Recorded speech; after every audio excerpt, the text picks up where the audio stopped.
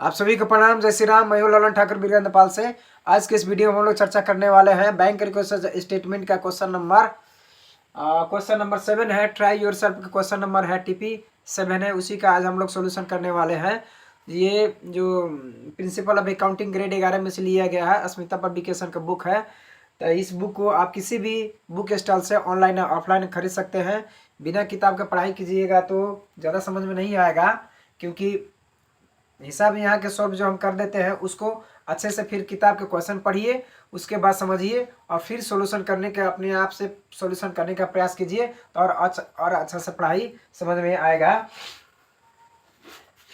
ये principal accounting grade 11 है, इसी में से लिया गया है। अब ये पेज नंबर 212 में है। अब 7 नंबर TP7 में है। तो इसमें दिया है ऑन 31 जनवरी 2020, जनवरी 2020 का 31 तारीख का ट्रांजैक्शन है। The following cash book of Ramesh और ट्रेडर ऑफ बैंसेपति सोड a bank balance of RS 26,000, bank balance 26,000 दिया है। अब देखिए, अब इसमें दिया है यहाँ क्वेश्चन का आप देख सकते हैं, कैश बुक दिया है बैंक कॉलम ओनली और पासबुक ऑफ रमेश दिया है। इसको हम लोग को समझना है, किताब को पास में रख कर ये समझ में आता है। यहाँ देख सकते हैं ये। तो इसी क्वेश्चन को आपको समझना है, तो उसके बाद में हम लोग को बैंक का स्टेटमेंट बना सकते हैं। अब यहाँ देखिए, कैश बुक दिया है बैंक कॉलम ओनली में, एक डीआर साइड और सीआर साइड है, ये आपको लेजर दिया है। जैसे टू बैलेंस BD दिया है 20,000, इसमें टू बैलेंस BD दिया है 20,000। अब उसके बाद में जनवरी 1 में है, जनवरी 5 में है टू रोशन अकाउंट है 10,000। अब देखिए, रोशन अकाउंट देखना है पासबुक में, तो यहाँ रोशन अकाउंट दिया है 10,000, यानी कि जो कैश बुक में रोशन अकाउंट 10,000 एंट्री किया है डीआर साइड में, अगर पासबुक भी रोशन साइड जनवरी 5 में रोशन अकाउंट के 10,000 रुपया सीआर साइड में पासबुक में किया है, तो इन लोग को हम लोग एंट्री नहीं करना है, बराबर है। यानी कि कैश बुक में डीआर साइड में दिखाया है रोशन अकाउंट का 10,000 और वही पासबुक में सीआर साइड में रोशन अकाउंट का 10,000 दिखाया है, तो इसको नहीं करना है। अब जनवरी 10 में है टू हेमास अकाउंट 6,000, हेमा अकाउंट 6,000 रुपया दिखाया है डीआर साइड में, यानी कि इशू चेक किया है। अब देखिए, अब सीआर साइड में हेमा देखना है, तो हेमा सीआर साइड में नहीं है। इसका अर्थ होता है कि हेमा को चेक काट कर दे दिया गया है, लेकिन वो पैसा लेने के लिए हेमा बैंक में नहीं गई है।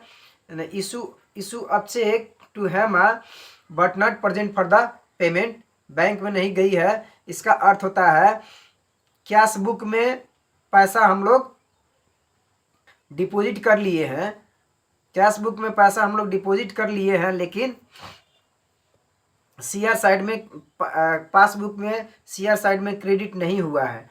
तो अब क्या करना है, तो हम लोग तो कैश बुक तो बढ़ गया है, तो हम लोग का क्या करना है, घटाना होगा। इसके लिए हम लोग क्या करना है,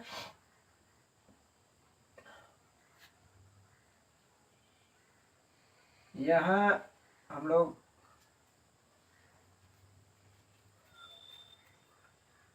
हेमा को हम लोग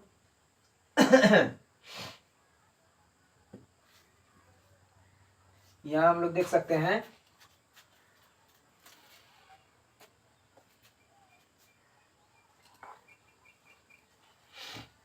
यहाँ 6,000 है, 6,000 है यहाँ, हेमा से अकाउंट 6,000 है।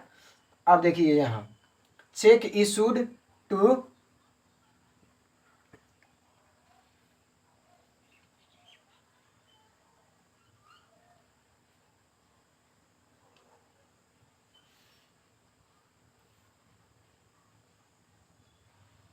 छः हजार होगा, चेक इशू टू हेमा 6,000 होगा, हेमा हो गया यहाँ।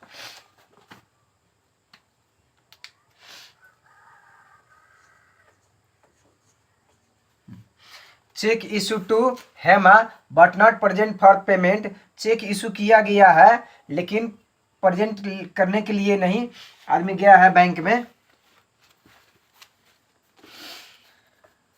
तो यहाँ हेमा को चेक इशू कर, हेमा को पैसा डिपॉजिट का चेक डिपॉजिट कर दिया गया है, लेकिन कैश बुक में, पासबुक में पैसा नहीं बढ़ा है।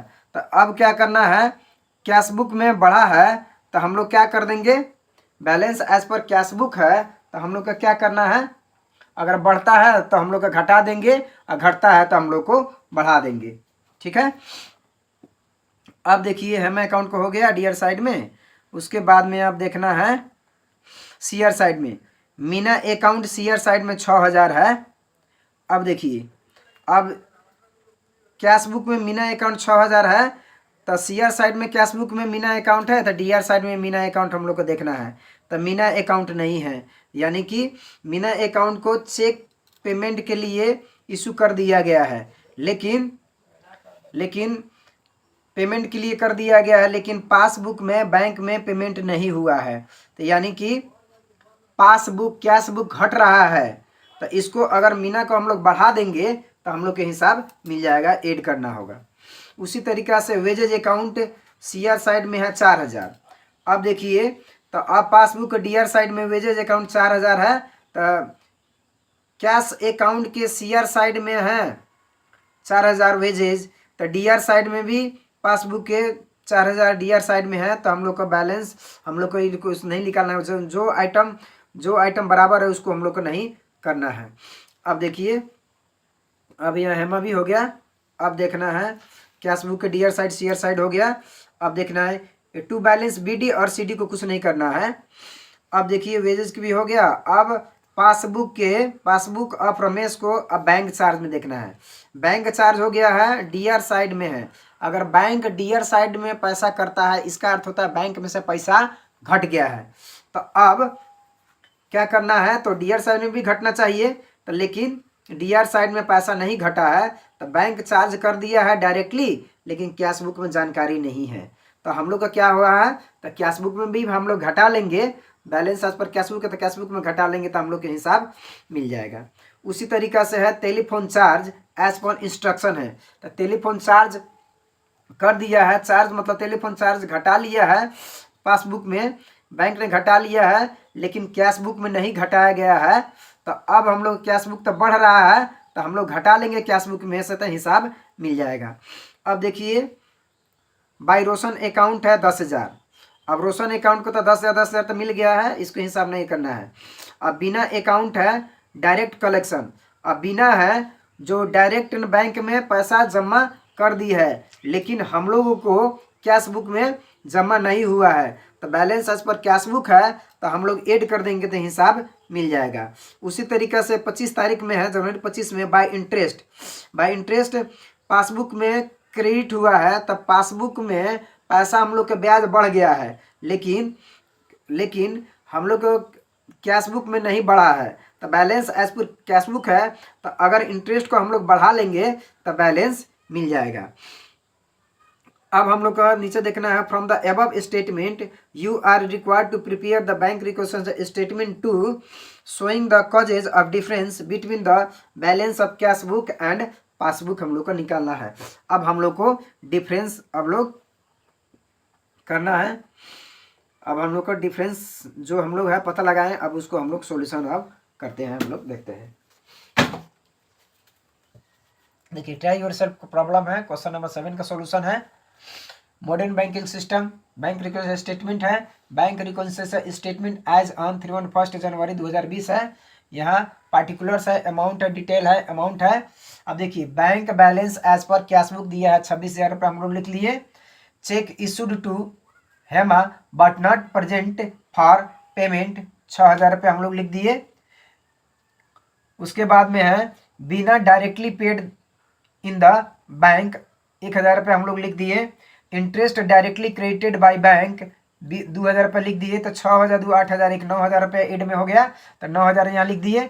26,000 9,000 जोड़ेंगे तो 35,000 रुपये एड वाला आइटम हो गया। अब आते हैं लेस में। Cheque of Hema deposited in the bank but not and credited and collected by bank 6,000 रुपये यहाँ हम लोग लिख दिए। उसके बाद में है bank charge debited by bank 400 रुपये हम लोग घटा दिए।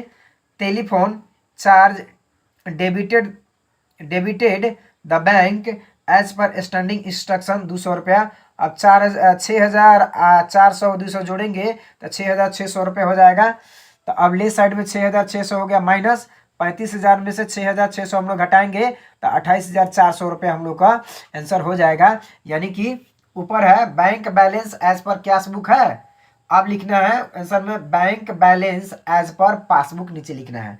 तो bank balance as per passbook 28,400 रुपये ये आंसर हम लोग को हो गया।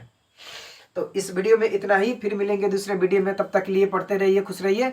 अगर वीडियो अच्छा लगे तो लाइक कर सकते हैं, शेयर कर सकते हैं, सब्सक्राइब कर सकते हैं और बेल आइकन दबाना ना भूलें ताकि कोई वीडियो अपलोड हो तो सबसे पहले आपके पास पहुंचे।